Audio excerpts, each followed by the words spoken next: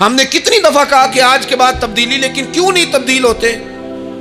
حضرت فضالہ بن عمیر ایک صحابی ہیں، کہتے ہیں میں عورتوں کا معاذ اللہ بڑا رسیہ تھا۔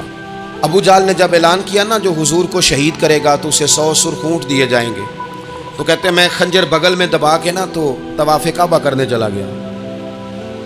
طواف کعبہ کہتے وہاں جب میں پہنچا تو میں نے دیکھا حضور بھی طواف کر رہے ہیں، تو نبی کریم نے مجھے دیکھتے ہی حضور میرے قریب آئے اور مجھے نہیں بتانا پڑا، حضور فرمانے لگے تیرا نام فضالہ ہے؟ میں نے کہا ہاں۔ تو محبوب فرمانے لگے کیا باتیں کر رہے ہو اپنے آپ سے؟ کہتے میں دل میں سوچ رہا تھا کہ طواف کرتے میرے قریب سے گزریں گے تو خنجر مار دوں گا، کیا باتیں کر رہے تھے؟ فضالہ کہتے ہیں میں تو جب آیا تھا تو ایک بی بی سے مل کے آیا تھا، میں نے کہا تھا کہ میں آج بڑی رقم لے کے آؤں گا اور معاذ اللہ تیرے پاس رات گزاروں گا۔ کہتے ہیں میں تو اس سے بات کر کے آیا تھا، تو میں اب حضور سید عالم صلی اللہ علیہ وسلم نے پوچھا تو فضالہ ہے؟ میں نے کہا ہاں۔ کیا باتیں کر رہے تھے اپنے آپ سے؟ میں نے جھوٹ بولا۔ میں نے کہا جی وہ تو میں تو ذکر کر رہا تھا اپنے دل میں۔ کہتے ہیں حضور مسکرائے اور مسکرا کے فرمانے لگے چل چھوڑ، جس کام آیا تھا وہ کرتا کیوں نہیں؟ میں جو تیرے سامنے کھڑا ہوں تو کرنا، خیال آیا مسلمان نیک و بد پہچان جاتے ہیں اور آقا آدمی کے دل کی باتیں جان جاتے ہیں، کرنا وہ کام۔ تو فضالہ کہتے ہیں کہ میں کانپ گیا، میرے ہاتھ سے وہ خنجر گر گیا، حضور نے میرے سینے پہ ہاتھ پھیرا، اس طرح پھیرا کہ زندگی میں اتنا سکون کبھی نہیں ملا، اتنی ٹھنڈک کبھی نہیں ملی، اتنا قرار کبھی نہیں آیا، اس قدر زیادہ آزمائش کبھی نہیں آئی، میں قرار محسوس کرنے لگا۔ کہتے ہیں حضور فرمانے لگے کیا وہ وقت نہیں آیا کہ تو کلمہ پڑھ جائے؟ کہتے ہیں میں نے فوراً کہا حضور آ گیا ہے وقت، پڑھائیں مجھے کلمہ۔ کہتے ہیں نبی پاک نے کلمہ پڑھا دیا، میں مسلمان ہوا، میں واپس لوٹا تو وہی عورت بن سنور کر تیار ہو کر گلی میں کھڑی تھی۔ عادتیں بدل جاتی ہیں، شرط یہ ہے کہ ہم تھوڑی سی کوشش کریں، شرط یہ ہے کہ ہم اپنے آپ کو اللہ رسول کی بارگاہ میں پیش کریں۔ اور میرے دوستوں، میرے بزرگوں، ہمیں سب سے زیادہ تکلیف میں ہماری اپنی عادات نے ڈالا ہے، ہماری اپنی خواہشات نفس نے ہمیں زیادہ آزمائشوں میں ڈالا ہے۔ کہتے ہیں وہ عورت بن سنور کے کھڑی تھی، جب میں واپس لوٹا تو پہلے میں اس کے پیچھے بھاگتا تھا، اب میں اس کے قریب سے گزر گیا تو اس نے آواز دی تو فضالہ نہیں؟ کہتے ہیں میں چپ کر گیا، وہ پھر پیچھے دوڑی، میرا گریبان پکڑ کے کندھا پکڑ کے ہلایا تو فضالہ نہیں؟ کہتے ہیں میری جھکی ہوئی گردن، میں سر نہیں اٹھاتا، مجھے کہنے لگی تو وہ نہیں ہے جو فضالہ ہے؟ میں نے کہا ہوں میں فضالہ، پر وہ والا نہیں جو تجھے ملا کرتا تھا۔ کہا تو اب کون ہے؟ کہنے لگے میرا ٹائٹل بدل گیا ہے، میرا تعارف بدل گیا ہے، اب میں رسول کائنات کا غلام ہو گیا ہوں، اب لوگ مجھے مسلمان کہتے ہیں، اب میری نگاہوں میں جچتا نہیں کوئی، جیسے میرے محبوب ہیں ایسا نہیں کوئی۔ کہتے ہیں بدل گئی عادت، میں وہی ہوں پر میرا لہجہ، میرا مزاج ہی بدل گیا۔ حضرت جریر ابن عبداللہ کہتے ہیں میں کاروبار کرتا تھا اور مجھے بڑا سلیقہ آتا تھا کاروبار، میں سستی ترین چیز خریدنے کا ملکہ رکھتا تھا، لیکن فرماتے ہیں کہ جب میں حضور کا کلمہ پڑھنے گیا تو نبی پاک نے مجھے فرمایا میرا دین کسی کا بھلا کرنے کا نام ہے، الدین النصیحہ، خیر خی کرنا۔ فرماتے ہیں پھر میں نے نصیحت کو پلے باندھا، ایک آدمی سے گھوڑا خریدا 300 دینار کا، گھوڑے کو پکڑ کے میں نے جب تھوڑا آگے چلایا تو وہ تو بڑا نرم مزاج تھا، اسی پنجابی چاکیدہ ہے ساؤ ہے بڑا، اور میں نے کہا یہ تو گھر میں بھی رکھا جا سکتا ہے، یہ تو 400 کا ہے۔ پھر میں نے اس پر سواری کی تو وہ سواری کے لیے بڑا اچھا تھا، میں نے کہا یار تیرا جانور 600 کا ہے۔ کرتے کرتے جب میں نے اسے 1000 دینار تھمایا، 400 میں سودا ہو گیا تھا، اس نے دے دیا تھا گھوڑا یا اونٹ۔ کہتے ہیں وہ شخص میری طرف دیکھ کے حیران ہو کے کہنے لگا جریر تو پہلے بھی آتا ہے، یہ تجھے کیا ہوا؟ تو حضرت جریر کہتے ہیں میں نے اسے کہا پہلے جریر آتا تھا، اب وہ والا جریر ہے جس نے مدینے والے کا کلمہ پڑھا ہے۔ کنتم خیر امت، ان کا ٹائٹل ہے میرے پاس۔ کیا اسلام صرف نعرے لگانے کا نام ہے؟ کیا اسلام صرف دوسروں کو یہ کہنے کا نام ہے کہ تو نے مجھے کس طرح کہہ دیا کہ میں عاشق رسول نہیں؟ تو زیادہ ہے، تیرے پاس زیادہ دین ہے، صرف ڈٹ جانا اور زیادہ باتیں کرنے کا نام دین ہے؟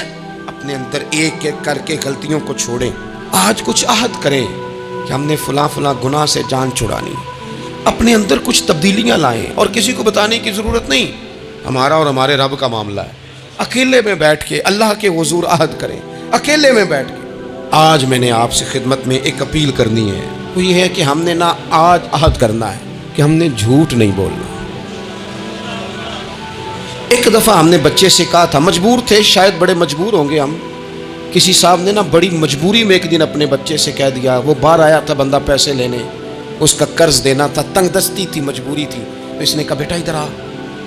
اسے جا کے کہا ابو گھر نہیں. آپ نے ایک دفعہ کہا, پھر آپ ساری زندگی روئیں گے کہ پتر میرے ساتھ تو سچ بولا کرنا, لیکن وہ نہیں بولے گا.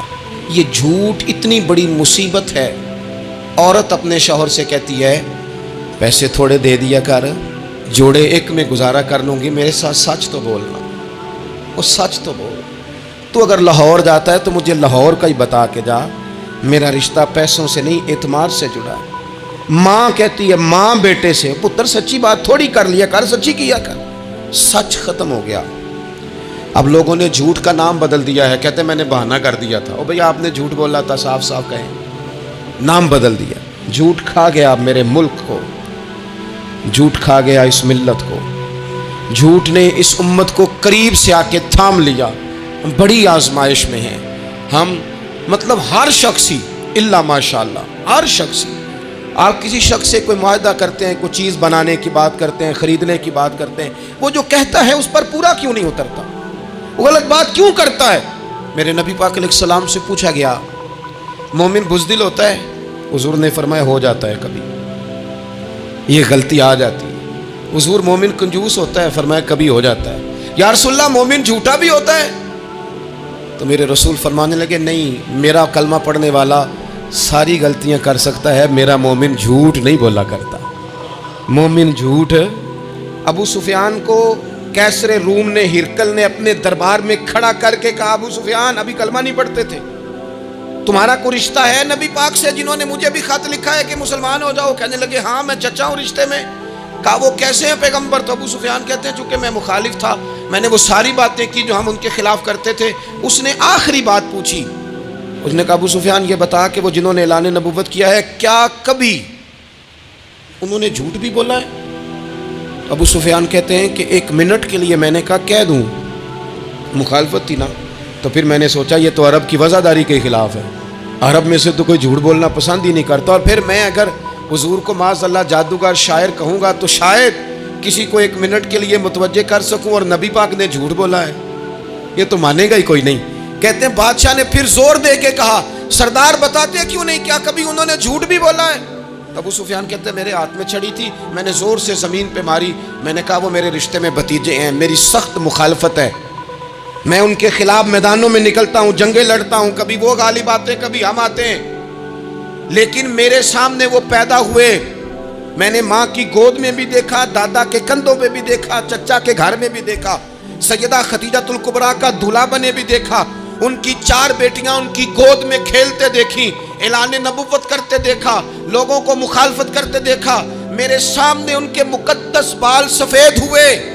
میرا اختلاف اپنی جگہ, پر بادشاہ میں قسم اٹھا کے کہہ سکتا ہوں اس محبوب کی زبان سے جب بھی نکلا ہے حق اور سچ نکلا ہے.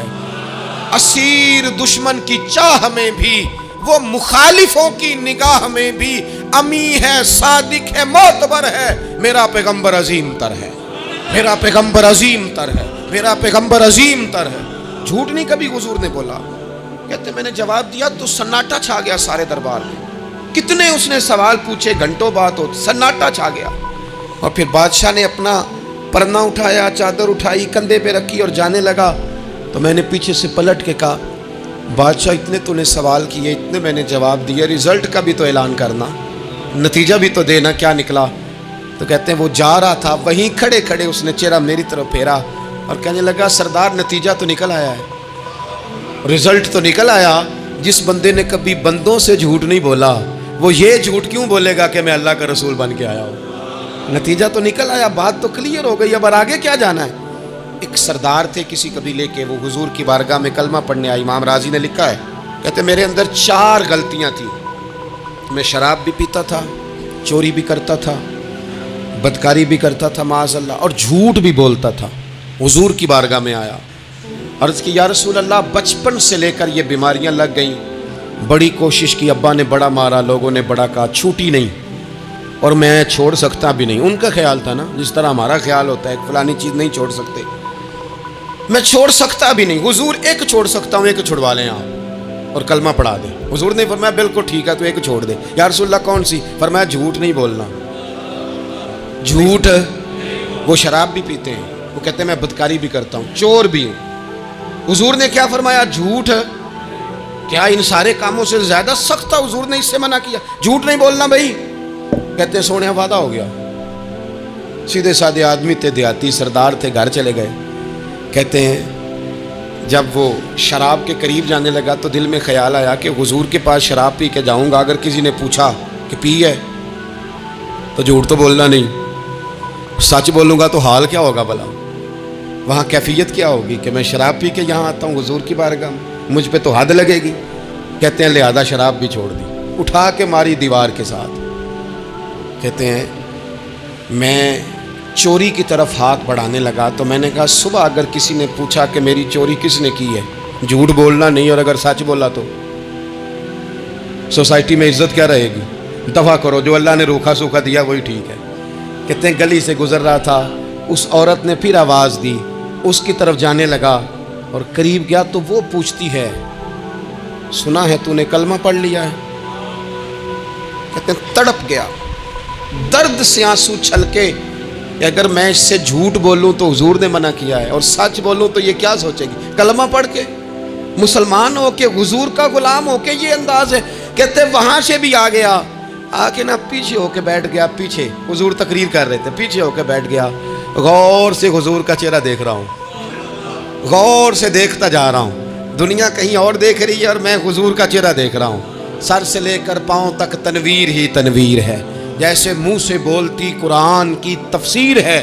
سوچتی تو ہوگی دنیا مصطفیٰ کو دیکھ کر بھلا وہ مصور کیسا ہوگا جس کی یہ تصویر ہے. کہتے میں غور سے چہرہ دیکھ رہا ہوں. حضور کی خدمت میں گیا سلام لینے تو محبوب نے مسکرا کے دیکھا تو میں نے کہا سونیا قربان جاؤں, میرا ایک جھوٹ چھڑوایا ہے, میری ہر شے چھوٹ گئی ہے, ختم ہو گیا سارا کچھ ہی. یہ مہربانی ہو جائے گی انشاءاللہ. اپنے آپ سے بات کریں, کوشش کریں کہ ہم نے زندگی میں جھوٹ نہیں بولنا, آپ سچ بولیں.